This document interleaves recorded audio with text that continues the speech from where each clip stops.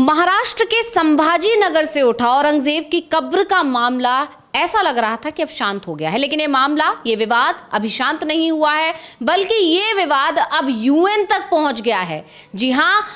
औरंगजेब के वंशजों ने यूएन तक इस मामले की शिकायत की है और एक चिट्ठी लिखी है एंटोनियो गुटेरेस को और उनसे कहा है कि आप इस मामले का संज्ञान लें और इस मामले में हस्तक्षेप दें। अब इस खबर के आने के बाद से कहीं ना कहीं मोदी सरकार पर एक दबाव बढ़ गया है, कह सकते हैं कि क्योंकि महाराष्ट्र की बीजेपी सरकार भी और एनडीए सरकार भी अब दबाव में आती हुई दिखाई दे रही है। पिछले दिनों आरएसएस ने खुद को इस मामले से अलग कर लिया था, यहां तक कि अजीत पवार जो कि सहयोगी पार्टी है एनडीए सरकार में, उन्होंने भी खुद को अलग कर दिया था और बीजेपी नेताओं की तरफ से लगातार इस कब्र को हटाने की मांग की जा रही थी। लेकिन जब आरएसएस और अजीत पवार की तरफ से खुद को इस मामले से अलग किया गया और एनसीपी अजीत पवार गुट के नेताओं की तरफ से खुद को अलग किया गया, तब जाकर कहीं ना कहीं फडणवीस इस मामले पर बैकफुट पर दिखाई दिए और फिर माना गया कि कहीं ना कहीं विवाद थम चुका है। लेकिन अब ये मामला एक बार फिर तूल पकड़ता दिखाई दे रहा है और अब ये मामला सिर्फ देश तक ही सीमित नहीं रह गया है, बल्कि विदेश में भी इस मामले की चर्चा ने जोर पकड़ लिया है। तो क्या कुछ अपडेट है आपके पास अविनाश जी, और कैसे ये मामला अब तेजी से और तूल पकड़ेगा और इसका असर क्या होगा भारत पर और मोदी सरकार पर? हाँ, सबसे पहले तो बता दें, जो औरंगजेब की कब्र है छत्रपति संभाजी नगर में, पहले तो इस जो जिले का नाम ही औरंगाबाद होता था, अब उसका नाम बाद में बदल दिया गया और उस जब एकनाथ शिंदे की सरकार आई तो उसका नाम बदल के उन्होंने छत्रपति संभाजी नगर रख दिया गया। और तो सबसे बड़ी बात तो ये है कि इस विवाद पर जो औरंगजेब की वहाँ कब्र बनी हुई है, उस पर किसी भी तरीके का कोई विवाद नहीं चल रहा था। लेकिन एक पिक्चर आती है छावा, और उस पिक्चर के आने के बाद अचानक ही विवाद खड़ा हो जाता है। वहाँ की जो महाराष्ट्र सरकार है, उनके मंत्रियों के बयान आते हैं कि भाई जो औरंगजेब की कब्र है इसको हटा देना चाहिए और उखाड़कर समुद्र में फेंक देना चाहिए। इस तरीके के बयान वहाँ की सरकार की तरफ से एक तरीके से आना शुरू हो जाते हैं।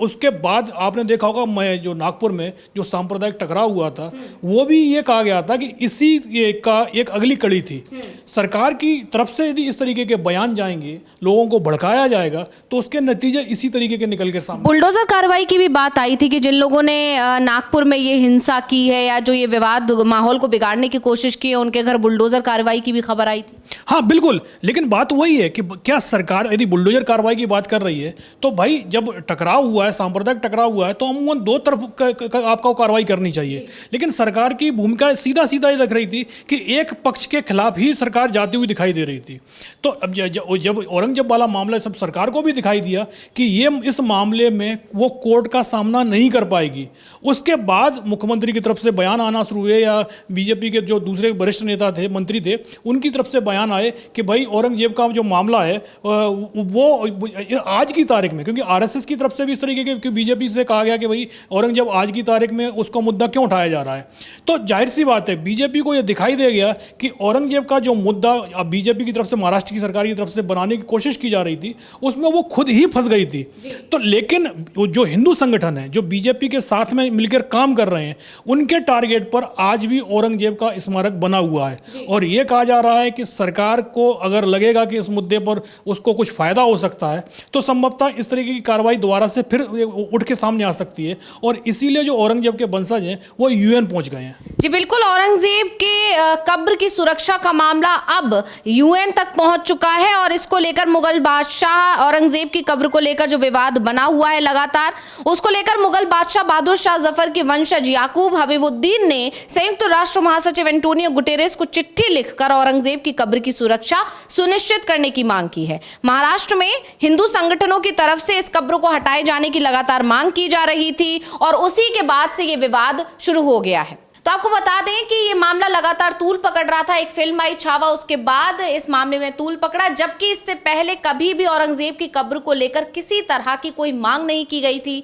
ना हिंदू संगठनों ने इसे हटाने की मांग की गई थी और तब भी सुरक्षा का मामला तो फिर कहीं खड़ा होता ही नहीं था। लेकिन जब से वहां पर बीजेपी सत्ता में आई, उसके बाद से समय समय पर कहीं ना कहीं औरंगजेब की कब्र को निशाना बनाया गया। जैसे कि अविनाश जी आपने बताया भी कि पहले उस जगह का नाम बदला गया, औरंगाबाद का नाम बदल बदलकर संभाजी नगर किया गया। यहाँ पर भी इस विवाद ने तूल पकड़ा था। जब नाम बदला गया था उस समय भी इस पर विवाद हुआ था और उसके बाद औरंगजेब की कब्र को हटाने की मांग हिंदू संगठनों की तरफ से की गई और इसके बाद तो ये विवाद गहरा गया, जिसको लेकर अब सुरक्षा की मांग की गई है। और जिस तरह से ये मुगल बादशाह बहादुर शाह जफर के वंशज हैं याकूब हबीबुद्दीन, उन्होंने संयुक्त राष्ट्र महासचिव एंटोनियो गुटेरेस को चिट्ठी लिखकर औरंगजेब की कब्र की सुरक्षा सुनिश्चित करने की मांग की है।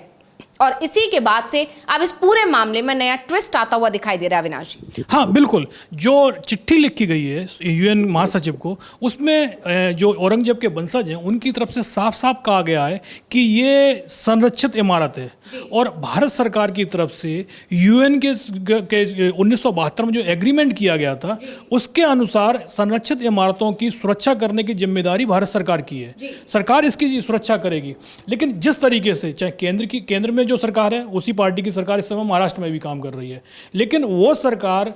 इस औरंगजेब की कब्र को लेकर उस सरकार में शामिल जो मंत्री हैं और उस पार्टी के जो नेता हैं जिस तरीके के बयान दे रहे हैं उससे साफ है कि जो औरंगजेब की स्मारक है संभाजी नगर में, छत्रपति संभाजी नगर में जो स्मारक बना हुआ है उसकी सुरक्षा संकट में घिरी हुई दिखाई दे रही है। और इसीलिए उन्होंने पत्र लिखकर यह कहा है कि आप भारत सरकार पर इसका दबाव बनाएं कि उस स्मारक की पूरी तरीके से सुरक्षा की जाए, क्योंकि जब तक बाहर से दबाव नहीं आएगा तब तक ये सरकार कोई काम करते हुए नहीं दिखाई देती। इससे पहले भी कई इस तरीके के मामले हुए हैं जब दबाव बाहर से पड़ता है सरकार पर तो उसके बाद से ही सरकार की तरफ से इस तरीके के बयान आना शुरू होते हैं, क्योंकि औरंगजेब का जो मुद्दा है सरकार की तरफ से, बीजेपी की तरफ से इसको समय समय पर लगातार उठाया जाता है। जब भी कोई चुनाव, अभी तो कोई चुनाव नहीं है संभवतः, लेकिन जब महाराष्ट्र में ये कहा जा रहा है कि जब महाराष्ट्र में बीएमसी के चुनाव आएंगे तो उस समय इस तरीके का मुद्दा एक बार फिर सामने आ सकता है। और इसी से एक तरीके से इस संकट को देखते हुए यूएन महासचिव को यह पत्र लिखा गया है। लेकिन अब यह देखना है कि यूएन का इसमें कितनी दखलंदाजी होती है, लेकिन जिस तरीके का सरकार का एग्रीमेंट जो किया गया 1972 में उसके अनुसार तो साफ साफ है कि यूएन इसमें दखल दे सकता है। जी बिल्कुल, यहाँ पर जो अगर हम पत्र की बात करें तो उन्होंने साफ तौर पर जो मुतवल्ली है यानी कि जो केयरटेकर हैं प्रिंस याकूब, उन्होंने लिखा है कि इस औरंगजेब की कब्र को राष्ट्रीय धरोहर घोषित किया गया और ये प्राचीन स्मारकों और पुरातात्विक स्थलों और अवशेष अधिनियम 1958 के तहत संरक्षित है। चिट्ठी में यह भी कहा गया है कि इस अधिनियम के प्रावधानों के तहत संरक्षित स्मारक के आसपास किसी भी तरह का अनाधिकृत निर्माण, बदलाव, विनाश या खुदाई या किसी भी तरह की गतिविधि नहीं की जा सकती। याकूब ने गुटेरेस कब्र की सुरक्षा की मांग की है और जैसा कि आपने कहा अविनाश जी, अब देखना यह होगा कि इस मामले में एंटोनियो गुटेरेस किस तरह से हस्तक्षेप करते हैं, क्योंकि इससे पहले भी भारत में मुस्लिम समुदाय या जो अल्पसंख्यक समुदाय है उनके ऊपर जो अत्याचार के मामले हैं या उनके अधिकारों को लेकर समय समय पर अमेरिका की तरफ से कुछ रिपोर्ट्स आती रही हैं और रिपोर्ट्स के आधार पर एंटोनियो गुटेरेस कई बार निशाना साध चुके हैं। और ऐसे में अब ये मामला जब खुद भारत की तरफ से ही पहुंचाया गया है, भारत के ही एक पीड़ित कह सकते हैं उनकी तरफ से जब पहुंचाया गया है, तो ऐसे में इस मामले पर अब क्या प्रतिक्रिया रहती है ये अब देखने वाली बात होगी और इस पर आगे क्या अपडेट्स आते हैं ये हम आप तक पहुंचाते रहेंगे। बहुत बहुत धन्यवाद अविनाश जी आपका ये तमाम जानकारी देने के लिए और इसी के साथ मुझे यानी अंशिता को दीजिए इजाजत। नमस्कार।